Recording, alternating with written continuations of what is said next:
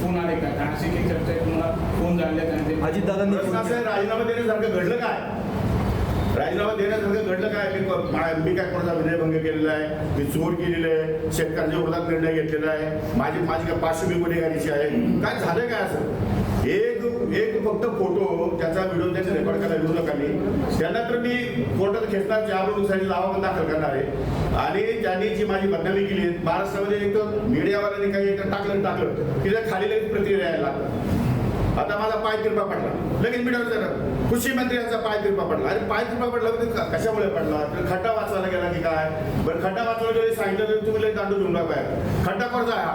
महानगरपालिका तुम्ही आदेश दिले का? हा रस्ता MSRTCचा आहे का? अभियानशीचा आहे का?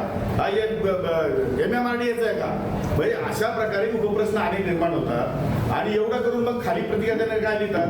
प्रतिक्रिया म्हणतो हा दारूच पिलेला असेल, दुसरा म्हणतो नाही सकाळची वेळ दिसते, हा सकाळी दारू गांजा पिलेला असेल, तिसरा म्हणतो नाही ह्या त्या बाजूला बाई दिसते फोटोमध्ये, त्या बाईकडे बघत असेल म्हणून पाय तिरपा पडला असेल. म्हणजे अंदाज लावत राहता. छोटा प्रश्न आहे, पाय तिरपा पडला तर त्याच्यामध्ये का पाय तिरपा पडला? खड्ड्यामुळे आमचा पाय तिरपा पडला. खड्डा भरण्याच्या आधी देण्यात आले, दोनच विषय आहे.